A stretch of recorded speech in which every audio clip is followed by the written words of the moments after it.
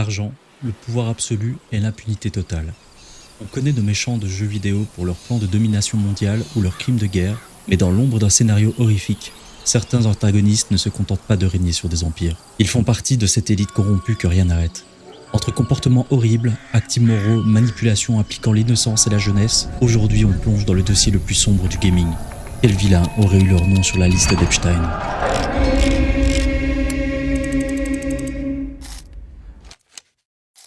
On dit souvent que la réalité dépasse la fiction, mais quand on regarde de plus près le CV de certains méchants de jeux vidéo, on se rend compte qu'ils auraient pu avoir leur place dans les cercles les plus louches du monde. Aujourd'hui, on va parler de ceux qui auraient pu être invités d'honneur sur Little St. James. Sortez vos tickets, on part explorer les licences les plus glauques en mettant son nez un petit peu plus précisément dans les histoires.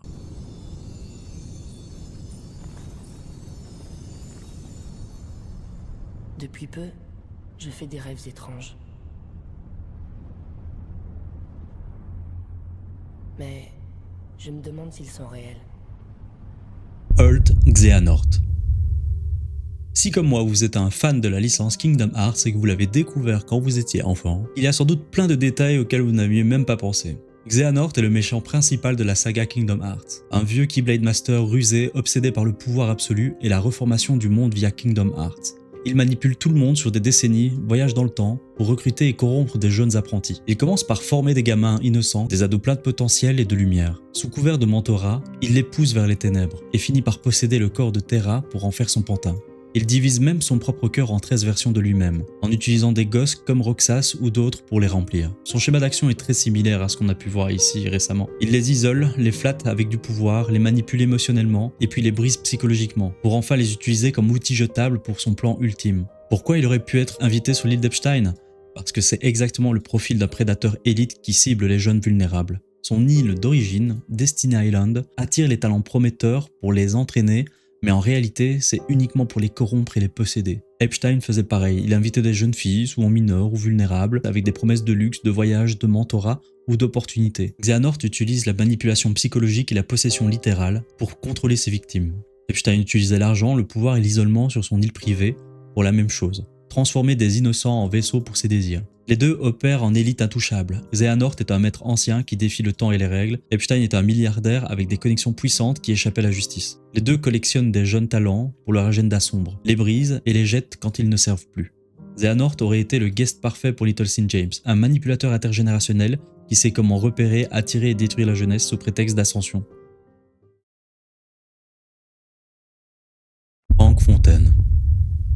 Frank Fontaine dans BioShock est un ancien gangster new-yorkais qui s'infiltre dans la cité sous-marine utopique d'Andrew Ryan. Il bâtit un empire criminel via la contrebande et devient l'antagoniste ultime. Il fondera Fontaine Futuristique, commerce d'Adam. L'Adam est une drogue magique qui donne des super pouvoirs et sera la raison de la folie ambiante qui parcourra Rapture. Il manipulera tout le monde sous le masque d'Atlas, le leader irlandais du peuple. Son plan était si machiavélique qu'il acheta l'embryon de Jack, fils illégitime de Brian vendu par sa mère Jasmine Jolene, une prostituée dans la galère. Dès la naissance, Fontaine conditionne Jack avec des triggers hypnotiques du style « pourriez-vous » pour en faire un esclave mental qui obéit sans réfléchir.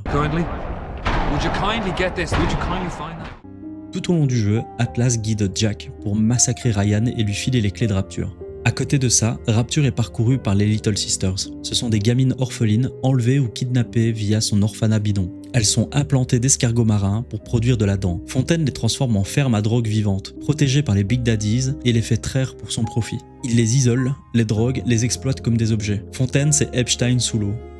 Rapture, c'est Little St. James puissance x 1000. Une île privée élitiste, isolée du monde, sous l'océan où les riches détraqués font la loi. Fontaine cible les vulnérables. Il récupère des gosses orphelins via des façades charitables en ouvrant lui-même ses orphelinats avec promesses de luxe et sécurité, comme Epstein avec ses opportunités pour mineurs fauchés.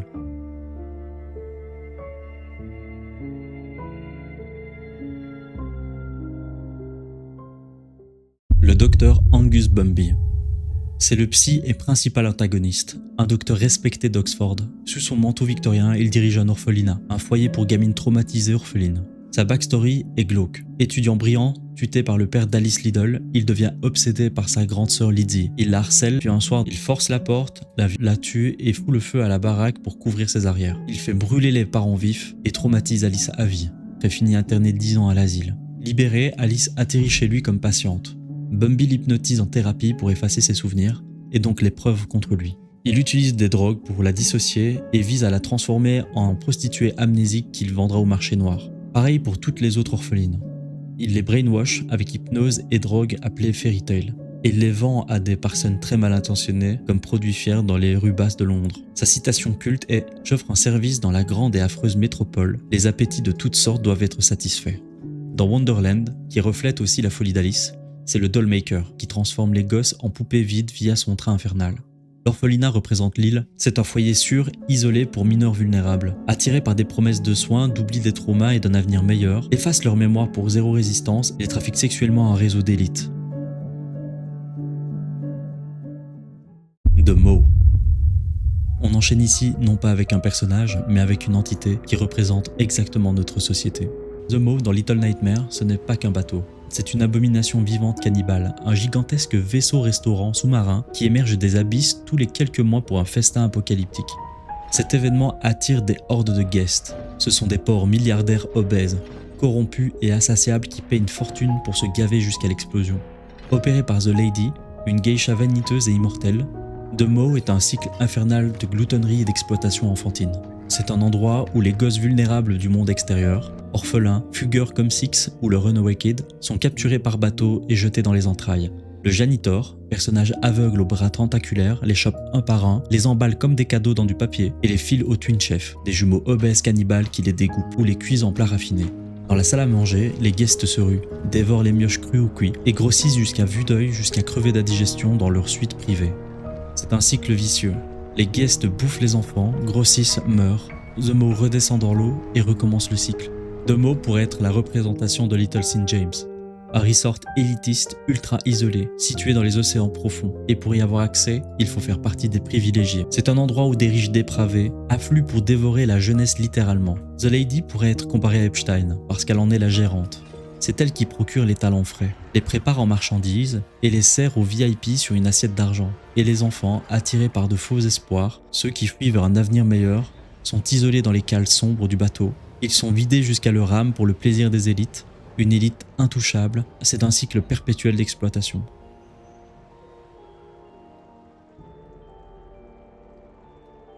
Voilà pour moi, c'était ma petite sélection de personnages qui auraient pu finir sur la liste. N'hésitez pas à me signaler en commentaire quel personnage vous aurez bien vu sur l'île aussi. Et si ce genre de vidéo vous a plu, n'hésitez pas à liker, à mettre la petite cloche. Et si jamais l'envie vous dit, je suis aussi streamer et je fais essentiellement des jeux d'horreur avec pas mal d'animations à la con. Donc voilà, venez, vous serez les bienvenus. Merci à tous et je vous dis à la prochaine pour une autre vidéo. Ciao!